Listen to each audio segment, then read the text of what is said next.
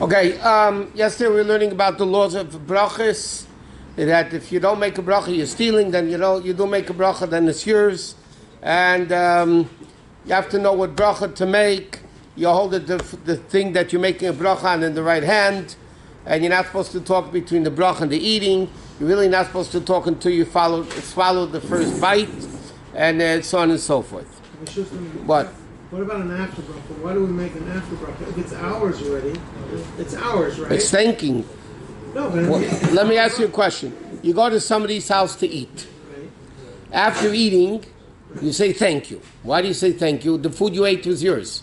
That's what you're saying. Okay. Why do you say thank you? That's the right thing to do. I mean, I said, where do you learn that from? There's a Indian Torah to thank Hashem. So Minat Torah, it's only if it's bread. And the Chacham came along and they said even not for bread. Okay, next is like this. If somebody eats or drinks for medical purposes, let's say you're taking a medicine. Some medicines taste good, some medicines taste awful, and some are neutral. So the din is like this. If a medicine tastes good, let's say you're taking liquid, obviously, a liquid medicine. If it tastes good, like the kids call it bubble gum medicine, so then you make a bracha shahakol on it. If it tastes bitter, you don't make a bracha on it. If it's not bad, not good, so then the minig is you make a bracha. Yeah, if it tastes good, you make a bracha. If it tastes bad, you don't make a bracha. That's bottom line. If you like it, you make a bracha. If somebody else hates the medicine, they don't make it. It's relative to the individual person. Bottom line is, are you benefiting from it? If you like it, you're benefiting from it. Now, one second. If you have water, the only time you make a bracha on water, we learned many times, if you're thirsty. If you're not thirsty, you don't make a bracha on water. So, for instance, what happens halachically? If somebody needs to take a pill, and they're taking water to take the pill, but otherwise you wouldn't be drinking the water. You're not thirsty.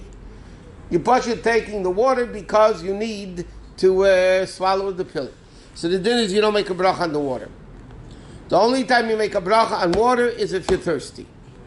So therefore, even, let's say, God forbid, you're choking, you got something stuck in your throat, and you're taking water to wash it down, you also don't make a bracha on it. You make a bracha on water only when you're thirsty. Now they say by Chassidim to take a drink without, so the Chassidim would always say they're thirsty, and they would make a bracha on the water because they were thirsty. How long does the bracha on the water last? forever. No, that's actually a good question. If you're at the gym. Are you shocked that it's a good question? Has there not? Yeah, Nick, no. Yeah, for sure. Come on. You say he understands the question. Oh, okay, that's it. First good question of the year. In other words, let me paraphrase your question. There are people that drink water a whole day. They walk around with water bottles. They take a sip, then they go and they take another sip and another sip. So if they know, a lot depends on a lot of different issues. If they know they're going to be drinking soon, and they have in mind that they're going to be drinking for an X amount of time, so then one bracha is good for it all. Even if you change places by water, it wouldn't be a problem making a bracha. But after a while, if a person, there's another issue. We didn't get there yet, but in order to make a bracha chreina, you need to drink a certain amount. Just like eating, you need to eat a certain amount. Drinking, you need to drink a certain amount. Now, for eating, it's a concise, which is 1 ounce. For drinking, is a revius, which is 3 ounces. But in order to make an after bracha on eating or drinking, you have to eat a concise within what's called, like we learned by Pesach, Gdei Achilas Pras, which is between 4 and 7 minutes. Drinking, the interesting machlekes in halacha, is drinking also Gdei Achilas Pras. In other words, you have to drink a revius within 4 to 7 minutes to be able to make an after bracha, or is it like you have to drink a revius at one shot? So the Rebbe holds that you could do Kedei Achilas Pras. But what happens, very, very practical, this is all part of your question, by the way. You have a hot cup of tea. Let's say it's an 8-ounce cup of tea. and you're sipping it, and it takes you an hour to drink the tea. So if you didn't drink 3 ounces of the tea within 4 to 7 minutes, preferably 4 minutes, then you can't make an after bracha on the tea. Does it have to be 4 minutes from the bracha or 4 minutes consecutive at any point? It doesn't have to be from the bracha. If at any time in your drinking of the tea, therefore in Shulchan Aruch it says that at the end, you should make sure that it's leave over 3 ounces, that it's already cool, that you could drink at one time or at least within the 4 minutes. But the same thing with food. Now, if somebody is planning to eat, like they say, there are people that wash for bread Matzah Yom Kippur, and they bench out of Yom Kippur. You know what I mean? They keep eating a whole year. So there's one washing, one benching, which obviously is halachically incorrect, okay? But I'm saying... Wash your hands in the morning for the whole day. No, that doesn't work like that. What? What if you're in a spa or spirits that you can't make a bracha and you have to drink? What do you do? So what a person should do then, if they know they're going to be drinking and they're a little bit thirsty before they go into the spa, let's say, should make a bracha before they go into the spa. Because in the spa itself... But you have a towel. It's appropriate to drink You have something 2 towels. One to cover the head and one to cover from the waist down. You have 2 towels. You turn around the other side, you make the bracha. That's right. Is it inappropriate to... Are you allowed to make a bracha in a mikveh? No, you How about can't I make say- a bracha. 1 minute, 1 minute. You allowed to make a bracha in a mikveh? Why not? If you're dressed, are you allowed to make a bracha in a mikveh? Are you allowed to make a bracha in a mikveh? Why not? Because they're there. If there's nobody there? Even if there's nobody there in the mikveh. Oh, really? Okay. I'm asking you, Shaila. You go into the mikveh after it closes. Nobody's there. And you want to take a drink in the mikveh. You allowed to make a bracha in the mikveh? The answer is no, you're not allowed to make a bracha. Because it's a place where people stand without clothing. And if it's a place where people stand without clothing, so then you can't make a bracha there. In a spa, you can't make a bracha. So you have to make a bracha before, and have in mind you're going to be drinking the rest of the time in the spa, and that's the best way of dealing with it. I said, if you keep drinking every so often, it's not but happening. I'm just saying, from the time you go into the spa till the time you drink, isn't there a certain amount of time? Drink right that from Yeah, the time you make the 72 bracha- minutes. Huh? Oh, 72 minutes. Is it appropriate to drink in the spa? Is it better to not drink in the spa if someone's hot? If you're thirsty and you don't have to make a bracha because you made a bracha already, you can drink in a spa. I mean, it's not... people don't eat in the bathroom. You're not supposed to eat or drink in the bathroom. In a spa where people are doing it and they're exercising, they will need to take a drink. Mistami, you could take a drink. But you can't make a bracha, that's for sure. Is there an opinion that on strong alcohol you could have like less than a revi and make after bracha? You know all the alcohol in him. I'm just, There you have to be is... an expert in something. There is, you haven't noticed, we here in our show we don't notice it. If you go to Peilish Shtiblach, a lot of people, or even go to Lebrei, a lot of shuls, the people will make Kiddush on a little shot glass.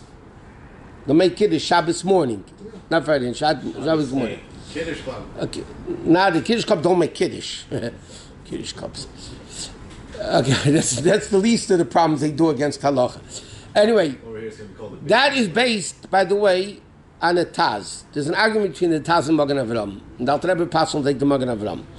But the Taz holds that because the mashke is sharp, so a little bit of it has the same potency as a revius of other liquids, and therefore, according to the Taz, you're allowed to make a bracha chrein on it, and therefore the Taz holds that you're allowed to even make kiddush. They tell great Peilish Rabbeim, but Naftali Rabshitzer, there were great tzaddikim that used to make kiddush Shabbos morning on a little shot glass based on that Taz.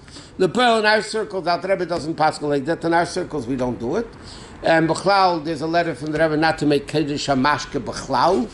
The Rebbe said clearly many times, and it's printed already, not to make Kiddush HaMashke, and not Simchas Torah, and not during Shabbos, and not during Yom Kippur, also not, by the way.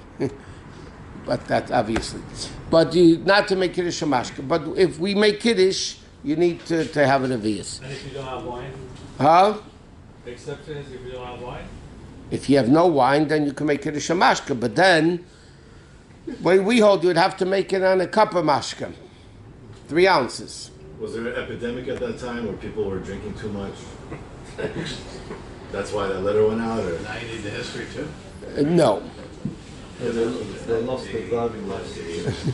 They're shooting 5 ounces. The Rebbe made a takana many years ago, and the Rebbe reinforced it in later years also, that Chassidim should not drink more than 3 l'chaims, and altogether it should be less than a revius. One time he said 4, one time he said 3. It should be less than a revius.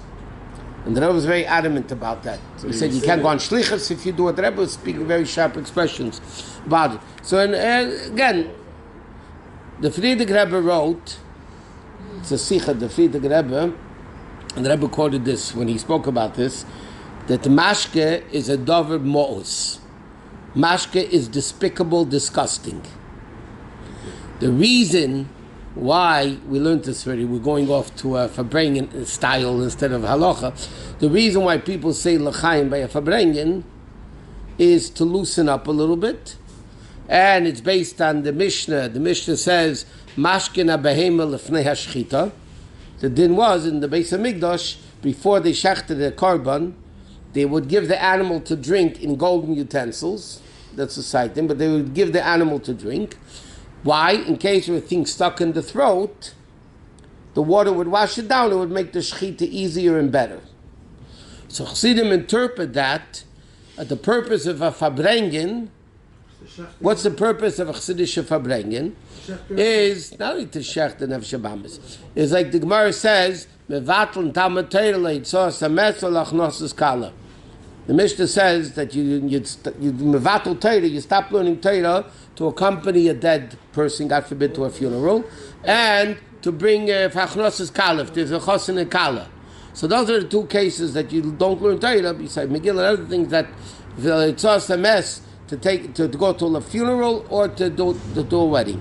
So Chassidim learn that what's a fabrengen? The purpose of fabrengen is to get rid of the nefesh habamis, which is dead, no connection to Atem Adveika B'Shem Elokim Chaim Kol Chameyim, and to bring in the inyan of Simcha.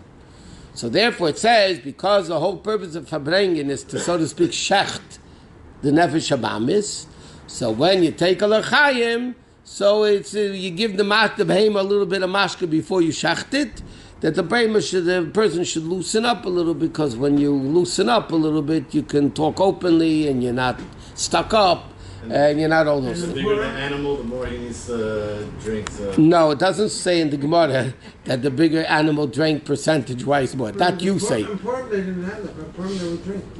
The Rebbe said the Gzeira applies Purim and Simchas Torah and everything. Okay, that's a separate. Next. Okay. Last thing. What happens? You took something, you forgot to make a bracha. You put it in your mouth. You bit into an apple, and then you realize you didn't make a bracha yet. So now you have a problem, because you're really stealing from Hashem, like we said before, yesterday. So the din is like this. If you can take it out of your mouth, and it's not disgusting, like first, you bit into an apple. You didn't chew it yet. So you take the piece out of the mouth. It's not a big deal. So you take the piece out of the mouth, and then you make the bracha. If it's something that's disgusting, that you can't just spit out, it's gross, and you're going to have more of it, so then you swallow it, and then you make a bracha on the next thing you're eating. Or sometimes halacha says, what happens if you can't spit it out, or you don't have more of what you need, and you need this, so then you can move it one side to your mouth. Okay, then you move the food to one side of the mouth. Why is that din? The din is like this. It's another practical din, by the way. When a person makes a bracha, your mouth has to be empty. It's a pause based on a pasuk. Kimale pi tehilasecha. My mouth will be full of your praises. If you have other food in your mouth, then you're not making a bracha. The whole mouth is not praising Hashem. But sometimes, if you can't spit it out and there's no more food that you can whatever, so then you move it to the side of the mouth, and then you're able to make a bracha. By the way, this is a very practical din. A lot of times people have coffee and cake. Yeah. So first you make a mezainis, like we learned. You make them, you put some cake in your mouth, and then you already want to take a cup of coffee, the drink of coffee. You have to wait until there's no cake left in your mouth. Patience. No, because you can't make a bracha shahakal on the coffee when you have food in your mouth. So you have to swallow the cake, and then you can make a bracha properly on the thing.